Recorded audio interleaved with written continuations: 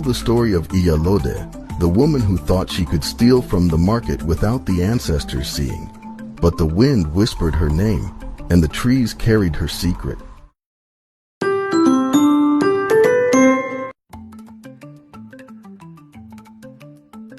Once upon a time, in the ancient land of Merita, there was a small village called Agenebode, nestled between towering mountains and lush green valleys. Agenebode was known far and wide for two things: its wise, humorous elders, and the curious way it governed itself. Unlike the nearby villages, Agenebode's leaders weren't chosen by who could shout the loudest or wave the biggest staff. No, Agenebode's leaders were chosen based on something far more valuable: wisdom passed down through their cultural heritage.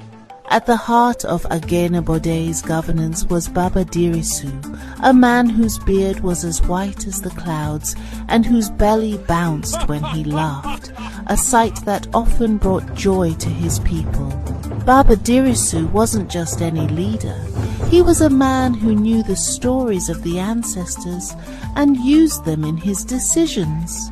And let's not forget his deputy, Nana Iyasomi, a sharp-tongued woman with the wisdom of 1,000 griots and the humor of a mischievous monkey. One day, a delegation from a far-off country arrived in Agenebode. They came dressed in suits and shiny shoes, their noses in the air, talking about modern governance, efficiency, and international best practices. They were from a country known for its strict rules and lack of fun. Let's call them the serious ones. The serious ones, upon arrival, demanded to see Baba Dirisu. We've heard about your village's unique way of governance, and we'd like to, assess it. Baba Dirisu welcomed them warmly. Welcome. Please sit. You're just in time for the Yam Festival. You must have some pounded yam before we begin. The serious ones looked rather concerned at the sight of the large mortar and pestle pounding away. No, thank you. We are here to discuss governance. We've heard your methods are unconventional. Nana Iyasomi couldn't help herself and chimed in. Unconventional. My dear in Agenebode, governance is not a business transaction, it's a dance.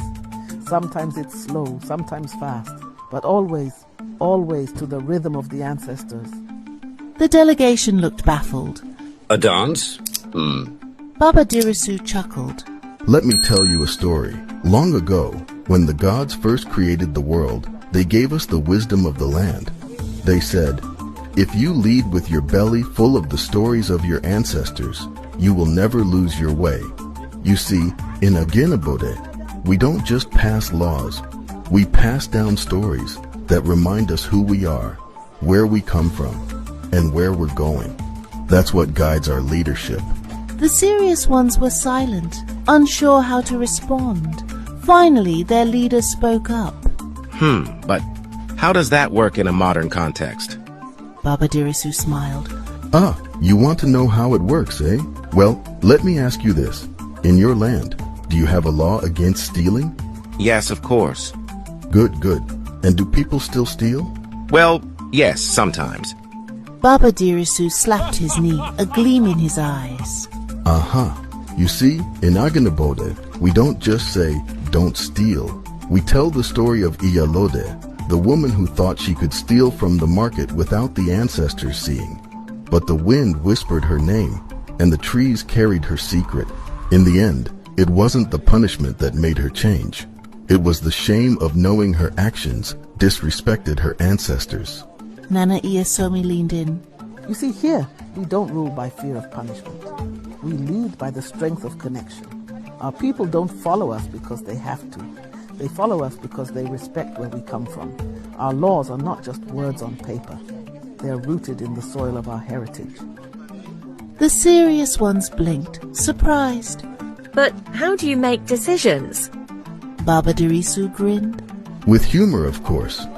You see, when a decision is tough, we don't argue like roosters in the yard. We gather under the baobab, share a bowl of palm wine, and tell stories. By the time the stories are done, the answer usually reveals itself. The ancestors guide us, but they also remind us not to take ourselves too seriously. The serious ones exchanged glances, unsure whether to laugh or be confused. And that's why we're respected. Because we lead not just with our heads, but with our hearts and our roots. The world may change, but the wisdom of our ancestors never goes out of fashion. It makes our governance unique, authentic, and grounded in something bigger than ourselves. By the time the serious ones left Agenabode, they had a lot to think about. Perhaps they realized governance didn't always have to be rigid and cold. Perhaps there was value in stories, humor, and the deep roots of cultural heritage. As they departed, Baba Dirisu and Nana Iyasomi watched them go, a knowing smile on their faces. Do you think they will get it? Baba Dirisu chuckled. Oh, they'll get it, eventually. The ancestors have a funny way of planting seeds in the most unlikely places. And so Agenabode continued to lead with wisdom, humor, and the stories of the past, proving to the world that true leadership isn't about power.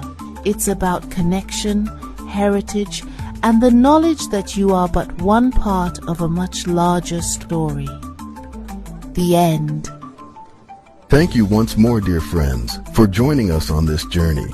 Let us pass this wisdom to our children. Please like, subscribe, click the notification bell, and share. Together, let us nurture Merita wisdom and support its mission in creating African indigenous education resources for all families.